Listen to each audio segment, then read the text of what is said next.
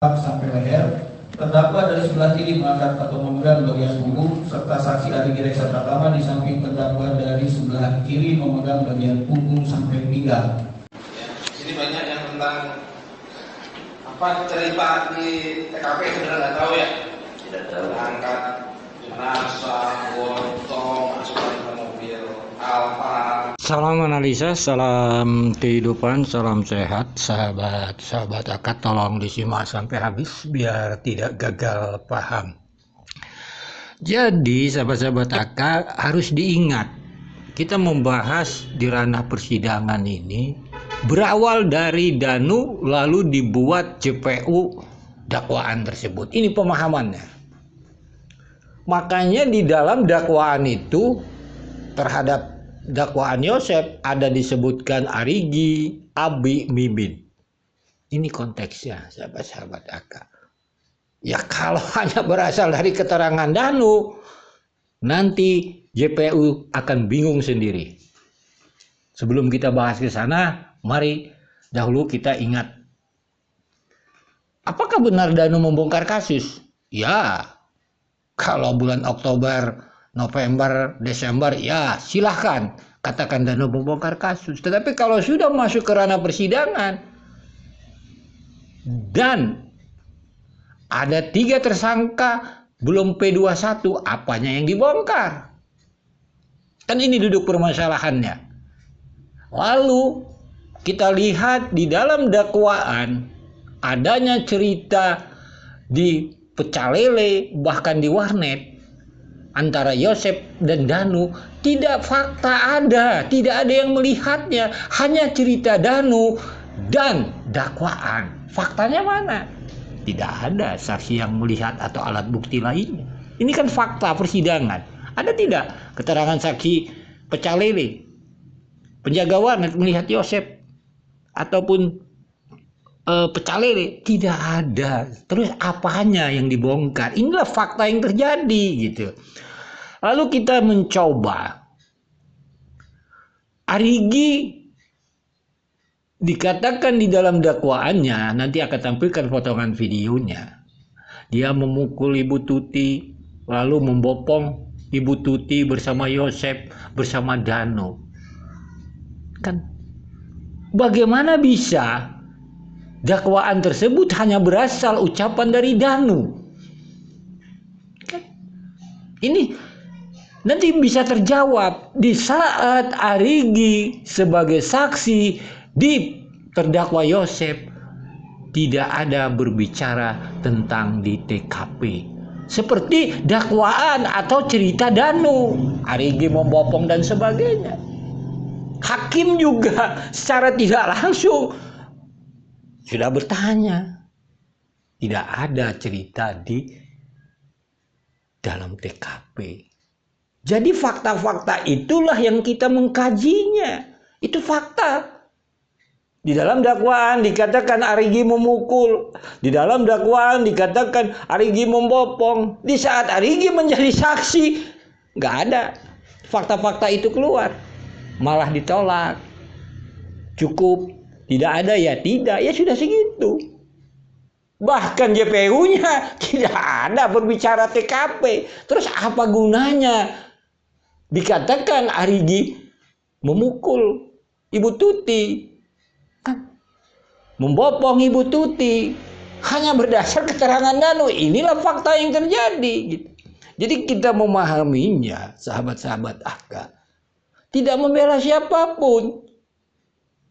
Ya kalau memang Arigi itu benar dalam dakwaan itu, ya cercar bombardir dia di saat menjadi saksi di sana. Yang nggak ada cerita yang bukan di TKP, entah apa yang dibahas.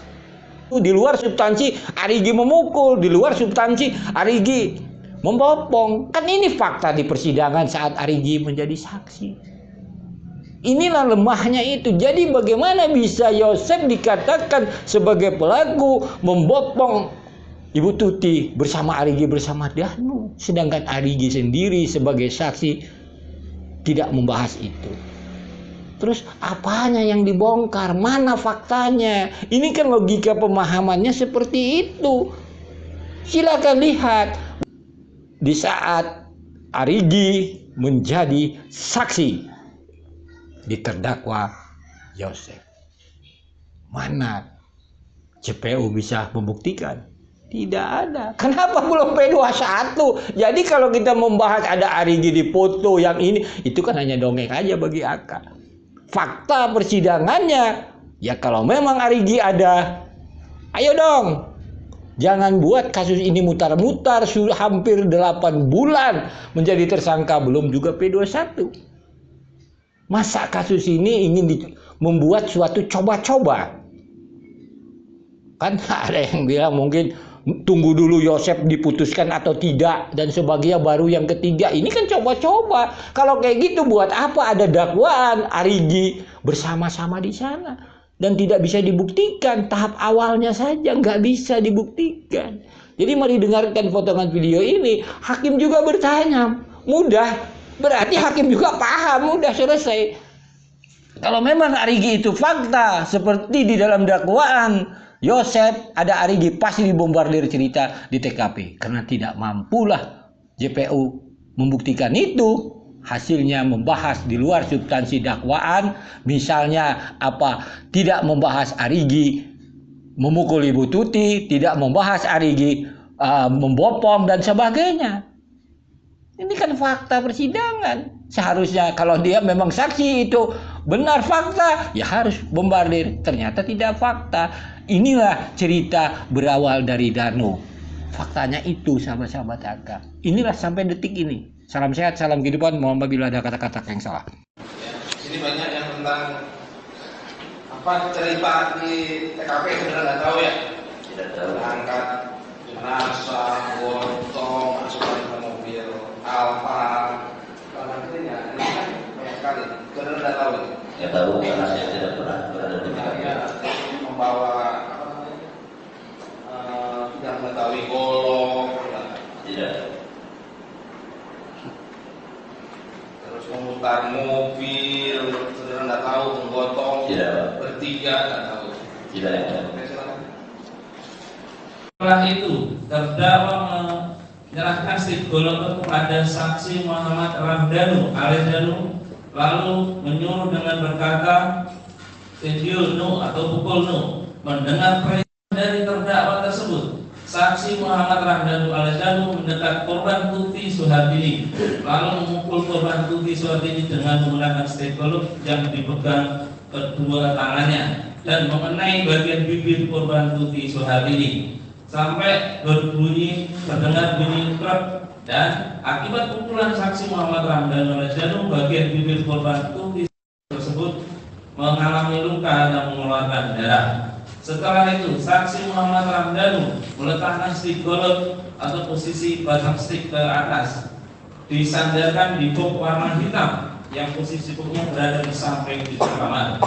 Lalu saksi Arigi Reksa Pratama yang posisinya sudah memegang golok lalu dibacokkan ke bagian kening korban Tuti Suhardini. Bahwa setelah terdakwa Saksi Muhammad Ramdhanu alias Danu sampai di teras gudang dengan posisi berdiri menghadap ke kebun. Beberapa saat kemudian dari arah garasi datang terdakwa dan menyuruh dengan bahasa, "Angkat, ayo urang ke mobil ke," atau "Ayo kita angkat ke mobil." Kemudian saksi Muhammad Ramdhanu alias Danu mendekat ke jasad korban Tuti Suhardini dan dari pintu belakang datang saksi Arigi Reksa Pratama. Kemudian mengangkat jasad korban Tuti Suhardini dengan posisi saksi Muhammad Ramdhanu alias Danu di sebelah kanan mengangkat bagian pundak sampai leher. Terdakwa dari sebelah kiri mengangkat atau memegang bagian punggung, serta saksi Arigi Reksa Pratama di samping terdakwa dari sebelah kiri memegang bagian punggung sampai pinggang. Dengan posisi tersebut kemudian mengangkat jasad korban Tuti Suhardini menuju ke garasi di mana saksi Muhammad Ramdhanu alias Danu yang duluan atau bagian kepala duluan.